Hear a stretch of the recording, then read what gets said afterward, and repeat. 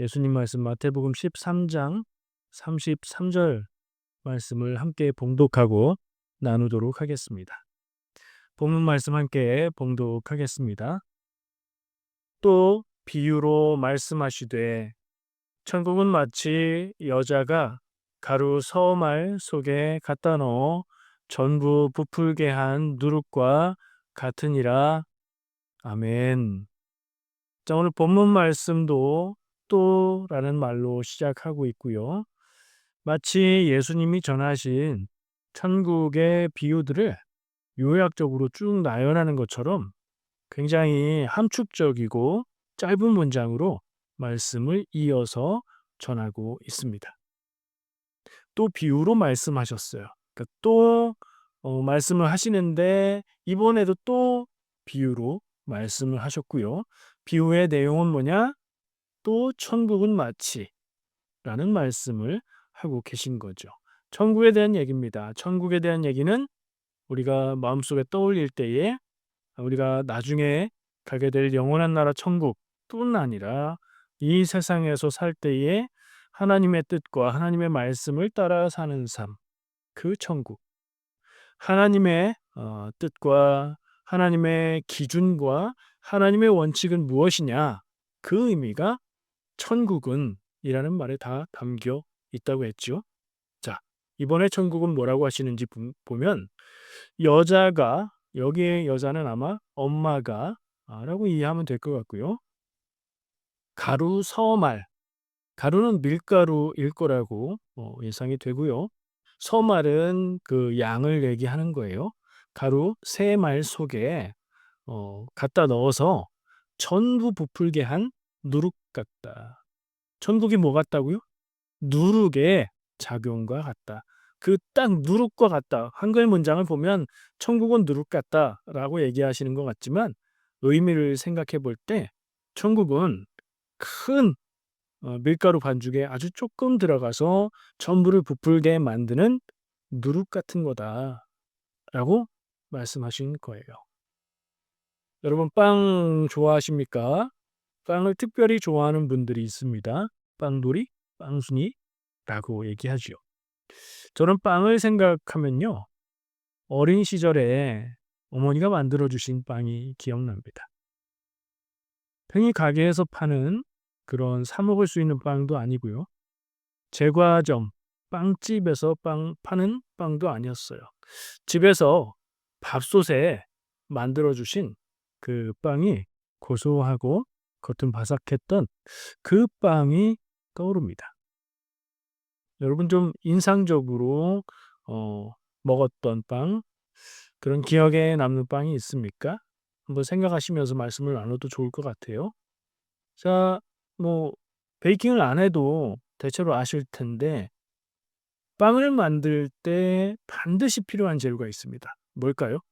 오늘 말씀을 생각해 보고 말씀 가운데 나온 생각을 해 보다 보면 자, 뭘까요? 누룩이라고 생각하기 쉬운데 아니요. 그냥 처음부터 생각해 보자고요. 빵을 만들 때 반드시 있어야 될 건 밀가루죠, 밀가루. 밀가루가 있어야 됩니다. 그다음은요? 그다음 누룩. 아니요. 다음도 누룩 차례가 아니고요. 불이 있어야 됩니다. 오븐에 하든 밥솥에 하든 열이 있어서 밀가루의 반죽을 익혀야 하니까요. 그러면 그냥 빵을 만드는데 꼭 필요한 건 밀가루. 거기에 물을 섞어서 반죽을 만들고 구우면 그게 빵인데 그냥 빵 말고 맛없는 빵 말고 부드럽고 맛있는 빵을 만드는데 꼭 필요한 필수적인 재료가 있다면 그게 누룩일 겁니다. 왜죠? 이 누룩이 안 들어가면 빵이 부풀지 않아서 뻑뻑하고 딱딱한 그런 빵이 되지요. 성경에서는 그것을 뭐라고 부르죠? 그런 빵을 무교병이라고 하죠. 이스라엘 백성들이 이집트에서 나오게 될 때 유월절에 하나님께서 계시를 주셔서 어 무교병을 만들어 먹어라. 그래서 유월절에는 무교병을 먹는 것이 이 이스라엘 백성들의 그런 절기였던 거죠. 어 무교병은 누룩을 넣지 않고 빵을 구워내는 거예요. 왜 그렇게 하라고 하셨을까? 급하니까. 지금 전쟁 상황, 피난 상황과 같은 그런 비상 상황, 하나님께서 급하게 이집트를 떠나서 가나안 땅으로 가도록 하게 하시는 그때를 기억하라 하는 의미에서 누룩을 넣지 않은, 누룩은 부드럽고 먹기 좋은 그런 빵을 만드는 거잖아요. 그러니까 그렇지 않은 딱딱한 거친 무교병을 만들어 먹음으로써 기억하라는 거죠. 자녀 세대가 이 맛없는 빵을 왜 먹어요? 라고 물었을 때 우리 조상들이 하나님의 은혜로 이집트에서 살던 삶을 떠나서 이 땅으로 온 거야. 그때부터 우리는 무교병을 먹는 거야. 이렇게 할 수 있도록 하나님이 말씀을 하셨던 그 무교병을 생각나게 해요. 누룩이 없으면요. 누룩이 들어가면 어떻게 된다고요? 부드럽고 맛있는 빵이 되는 거지요. 지금도요, 누룩을 넣지 않고 만드는 빵이 있다고 합니다. 세 종류가 있다고 하던데 한 종류는 제가 모르겠어요. 군인들이 먹는 빵이 있다고 하는데 그건 빼고 제가 아는 거 두 종류를 확인해 봤는데 하나는 크래커라고 합니다. 크래커. 크래커는 과자 아닌가 하시겠죠? 근데 밀가루 반죽을 누룩 없이 얇게 해서 바삭하게 구우면 그게 크래커라고 하죠. 또 다른 종류가 있는데 그거는 일반적인 명칭으로 플랫 브레드, 그러니까 평평한 얇은 빵을 얘기한다. 그건 뭐예요? 또띠아나 제가 보니까 밀가루를 주식으로 하는 문화권에는 이름만 다르지 거의 그런 형태의 빵이 있더라고요. 거기에는 누룩이 들어가지 않는데요.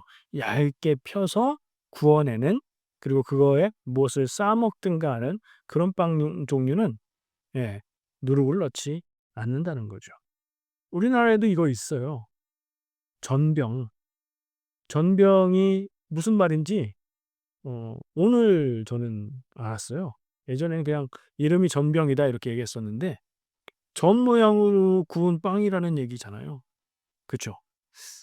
어 우리나라에도 있고 많은 그 밀가루 문화권에서 어 다른 음식들을 싸서 먹는 그런 플랫브레드 같은 종류도 무교병이라고 할 수 있다는 거죠. 뭐가 안 들어갔다고요? 누룩이 안 들어갔대. 그럼 누룩이 뭐예요 도대체? 요즘식으로 얘기하면 빵 베이킹 하시는 분들 누룩 넣어서 하십니까? 아니죠. 같은 건 뭐냐면 이스트, 빵 구울 때 그 반죽에 넣는 그 이스트가 누룩과 같은 거예요. 정확하게 같으냐? 그렇진 않아요. 누룩은 이스트의 그 종류는 사실은 효모라고 하는 미생물인데 자연에서 얻은 그 효모가 포함되어 있는 반죽을 누룩이라고 한다고 하고요. 이스트는 그 자연에서 얻을 수 있는 효모들을 따로 키워서 그리고 한 종류만 배양해서 정제해서 만든 그런 게 이스트라고 합니다. 누룩이 되었건 이스트가 되었건 그 역할은 뭐죠? 빵을 부드럽고 먹기 좋게 만들어 주는 거예요. 어떻게 해서요? 부풀려서요. 그 과정은 발효를 통해서 그렇게 되는 건데요. 빵의 반죽, 그러니까 밀가루 반죽을 발효시켜서 그것을 부풀게 만들어서 실제로 먹을 때 식감이 부드럽게 부풀어진다 그러니까 양이 많아지는 게 아니냐 생각하시겠지만 부피가 커지는 것일 뿐 실제로 영양소나 양이 많아지는 건 아닐 겁니다. 그러나 부드러워지는 효과가 있는 거죠. 예수님이 천국에 대해서 얘기하시면서 이스라엘 백성들이 빵을 구워 먹는 게 주 식사였던 것 같은데 그 식생활에 비유를 해서 천국을 얘기하신 거예요. 근데 성경을 우리가 기억하고 생각해 보면 이 누룩이라는 말이 좋지 않은 것으로 나오는 경우도 보게 되고요. 오늘 말씀에서 누룩은 좋은 걸까요? 나쁜 걸까요? "천국이다. 천국과 같다." 이렇게 말씀하셨으니까 이 누룩은 좋은 게 분명해요. 그리고 빵을 부풀어서 부드럽게 만들어주는 누룩이니까 좋은 게 분명합니다. 그런데요, 지금 생각나는 것들 여러분들도 떠올려 보세요. 성경에서 누룩이라는 단어를 사용하면서 부정적인 것으로 사용한 경우들이 있어요. 예수님도 말씀하셨고요. 바울도 편지에서 사용을 했어요. 첫 번째 예수님의 말씀, 제가 말씀만 한번 읽어 볼게요. 삼가 바리새인과 사두개인들의 누룩을 주의하라. 제자들한테 예수님이 이렇게 말씀하셨어요. 그랬더니 누룩은 빵 만드는 데 쓰는 거니까 제자들은 이 말을 못 알아듣고 우리가 저기서 나온 빵을 깜빡하고 안 가져왔는데 어떡하지? 하고 걱정을 하는 거예요. 근데 그 예수님의 말씀에서 누룩은 뭐죠? 바리새인과 사두개인의 누룩이라고 하셨잖아요. 그 바리새인의 생각, 교훈, 그리고 사두개인들의 생각과 교훈, 가르침들, 주장들, 그걸 얘기하시는 거고요. 그걸 왜 누룩이라고 표현을 하셨을까? 왜 그랬을까요? 상상해 보세요. 누룩은 누룩만 먹지 않잖아요. 이스트 막 퍼먹지 않죠.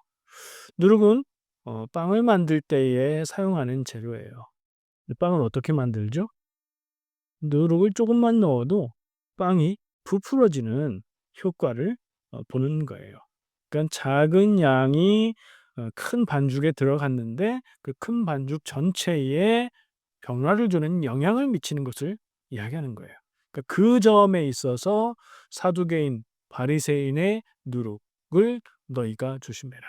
바리새인들의 주장, 사두개인들의 주장, 그들의 생각, 그들이 하는 형태, 그들의 말들이 너희들을 물들이고 너희의 생각과 믿음을 병들게 하지 마라. 조심해라. 라고 말씀하신 거예요. 그러니까 누룩이라는 얘기, 누룩이라는 비유와 상징을 똑같이 사용했지만 예수님의 그 말씀에서 누룩은 안 좋은 거예요. 그럼 오늘 본문 말씀과 공통점이 있다면 뭘까요? 누룩이 반죽 전체에 영향을 미친다 하는 점에 있어서는 공통적인 거죠. 근데 그 영향의 부정적인 면을 그렇게 얘기하신 거예요. 똑같은 의미와 똑같은 용법으로 사도 바울도 편지를 통해서 그 말을 사용합니다. 좀 전에 읽었던 예수님 말씀은 마태복음 16장 16절 말씀이고요. 갈라디아서 5장 9절에 보면 바울이 이렇게 말을 합니다. 적은 누룩이 온 덩이에 퍼지느니라. 아멘. 누룩의 양은 적어요. 자, 오늘 본문 말씀을 기억해 보면 가루 얼만큼이라고 했죠? 가루는 밀가루일 거라고 얘기를 했고 밀가루 서말, 밀가루 세말이에요. 거기서 말은 한국식 단위인데 원래 단위를 기억을 해 보면 이 가루 서말은 20kg, 21kg 정도의 양이라고 합니다. 여러분 20kg 밀가루 들어보셨어요? 밀가루 1kg, 2kg 이 정도 사시잖아요. 근데 20kg. 예, 이만한 푸대에 들어 있고요. 20kg를 들으려면 남자 어른도 힘을 주고 두 팔로 들어야 들어요. 물론 힘센 분은 한 손으로 들겠죠. 작은 양이 아닙니다. 근데 20kg, 21kg 정도의 밀가루에 누룩은 아주 소량이 들어가죠. 빵 만들어 본 분은 아시죠? 재료 넣을 때 밀가루에 뭐 계란 넣고 뭐 넣고 뭐 넣고 하는데 이스트는 조금 넣습니다. 이스트를 왕창 집어넣으면 어떻게 돼요? 야, 더 많이 부풀고 더 많이 부드럽게 되겠지. 아니면 맛이 없어져요. 쓴맛이 난다고 들었어요. 자, 바울도 적은 누룩이 온 덩이에 퍼지는 것을 조심하라는 그런 말씀을 하고 있습니다. 갈라디아 교회에 들어온 거짓 교사들의 잘못된 가르침, 그러니까 이단 사상을 누룩이라고 얘기를 했던 겁니다. 예수님이 아까는 마태복음 16장 6절에서는 바리새인과 사두개인의 누룩을 주의하라, 누룩을 안 좋은 것처럼 얘기하셨는데 지금 오늘 본문 말씀에서 천국은 마치 반죽을 부풀게 만드는 누룩과 같다라고 말씀하실 때 그 누룩은 물론 큰 덩어리에 영향을 미쳐서 전체적으로 부풀게 만드는 그 점에 있어서는 같은데 이 좋은 부분을 말씀하시는 거예요. 왜요? 천국을 얘기하시잖아요. 그러니까 이건 좋은 것이라고 적용하는 게 당연한 거죠. 아니 같은 누룩이라는 말인데 어떻게 이렇게 반대 의미로 쓸까? 말이 같다고 똑같은 의미가 아닌 겁니다. 그러니까 성경을 읽을 때 문자주의로 말이 같으면 같은 의미, 이것은 여기 대입해서 읽으면 돼? 라는 식으로 읽으면 실수를 할 때가 있는 거예요. 주의해야 합니다. 긍정적인 용법으로 예수님은 오늘 본문 말씀에서 얘기를 하신 거고, 역시 똑같이 누룩은 밀가루 반죽에 들어가서 작은 양이 큰 덩어리를 변화시키는 특징을 가지고, 그건 긍정적인 쪽으로 말씀을 하신 겁니다. 그럼 천국의 어떤 특징을 얘기하시는 걸까요? 천국은 아주 작은 것이 큰 것을 전체를 아주 다르게 변화시키는 능력, 그 변화, 거기에 천국이 있다. 그것이 천국의 힘이다. 그런데 처음에 밀가루 반죽에 누룩이 들어갈 때, 그때는 변화가 일어나지 않습니다. 그리고 누룩을 넣어서 반죽을 해 놓으면 '야 여기 누룩 들어갔네. 색깔이 다 보이네.' 그렇지 않죠. 반죽을 잘라내서 골고루 섞이게 해서 놔두면 누룩을 넣은 반죽이나 누룩을 넣지 않은 반죽이나 처음에는 차이가 없어 보일 수 있습니다. 티가 나지 않습니다. 드러나고 티나고 막 주목받고 그러지 않는데, 조용히 전체를 놀랍게 변화시키는 것, 이것이 천국인 거죠. 천국의 일은, 하나님의 일은 어떻게 일어나느냐, 어떻게 시작하는지 알 수 없게, 사람들은 눈치채지 못하는 조용한 시작으로 인해서 점점 큰 변화를 일으키는 것. 사람들 앞에서 주목받고 화려하게 보여지고 드러나는 것이 아니라 '언제 이게 이렇게 변화되었지?' 하는 것처럼 드러나지 않게 서서히, 그러나 확실하게 영향력 있게 변화시키는 것, 그것이 천국이다. 천국의 속성이다. 예수님은 그 말씀을 전하고 계신 겁니다. 하나님이 일하실 때에 '이렇게 이루어지는구나.' 하는 생각을 해 보았습니다. 그런 면에서 천국은 누룩의 작용과 공통점이 있다. 이런 말씀을 주신 거고요. 한 사람의 마음과 생각이 변하면 어떤 변화가 따를까요? 그 사람의 인생에 하나님의 일이 이루어지고 그 사람의 인생의 열매가 놀랍게 변하는 그런 변화를 가져오게 될 겁니다. 그리고 한 사람의 마음과 말과 행동이 변하면서 그 한 사람의 인생이 변화되면 그가 속해 있는 공동체, 그 사람 주변에 있는 사람들이 영향을 받게 되어서 그 공동체 안에서 하나님 나라가 확장되어 가는 그런 일들이 일어날 겁니다. 근데 이게 눈에 띄고 '야 저기 저렇게 하니까 저렇게 되네.' 하게 쉽게 보이고 드러나고 주목받는 것이 아니라 알 수 없게 하나님의 사람들에 의해서 조용히 변화가 일어나지만 그것이 놀라운 변화를 일으키는 것, 예, 하나님의 일은 그렇다라고 예수님이 말씀하고 계신 겁니다.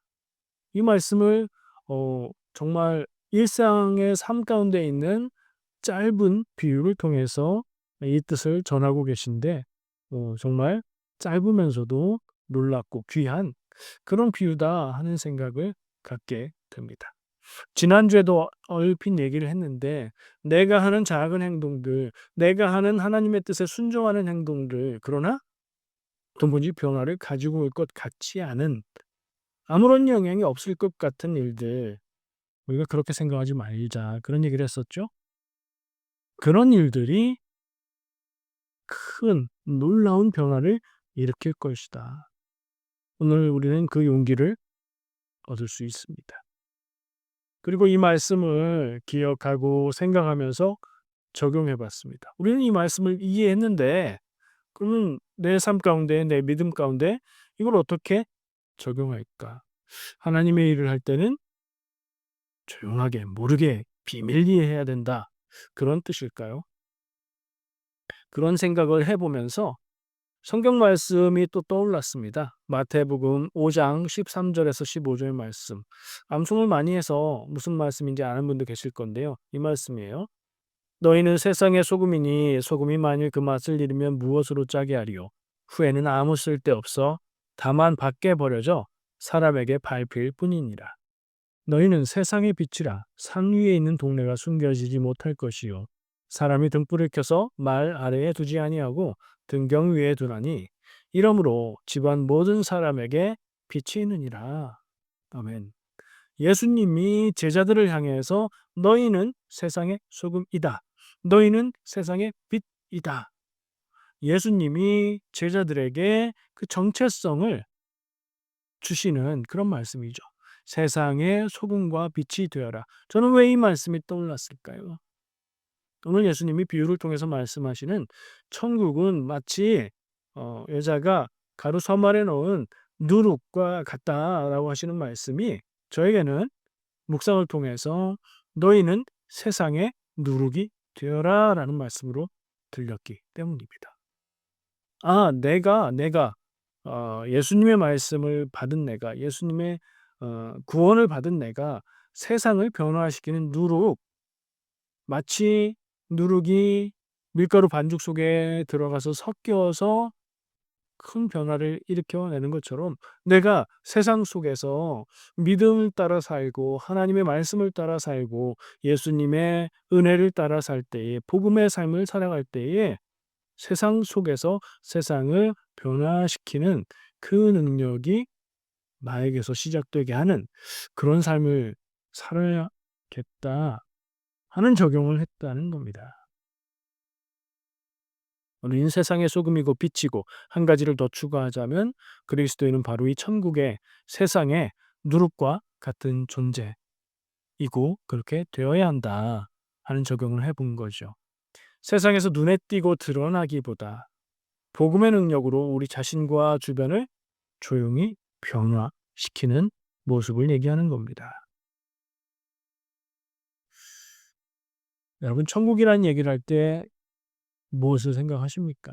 내세? 우주의 어딘가에 정말로 우리가 가서 살 그런 천국이 있다 뭐 이런 얘기도 하던데 그건 좀 허황된 얘기인 것 같고요. 다른 차원일 거라고 저는 생각을 합니다. 천국은 그리고 그 내세의 천국뿐 아니라 아까 얘기한 것처럼 내가 살아가는 내 삶이 천국이 되어야 하는데 그렇게 사는 것은 하나님의 뜻과 하나님의 다스림을 따라 살면 내 삶이 천국이 되는 것이고요. 우리의 삶의 현장인 가정, 직장, 학교, 우리의 교회에서 내가 속한 그 자리에서 누룩처럼 살아가는 삶이 천국을 이루며 천국의 삶을 사는 성도의 삶일 거라고 생각을 합니다. 누룩은요, 미생물인 효모입니다. 얼마나 작으면 그 명칭이 미생물일까요? 하지만 작은 것이 세상을 바꾸는 천국의 능력이요, 하나님이 일하시는 원리인 것을 생각하게 됩니다. 우리는 어떤 모습으로 살아야 누룩처럼 살 수 있는 것일까요? 눈에 띄지 않지만 묵묵하게 하나님의 뜻 안에서 선을 행하고 세상 가운데 긍정적인 영향을 끼치며 하나님의 뜻을 실현하는 사람의 모습일 겁니다.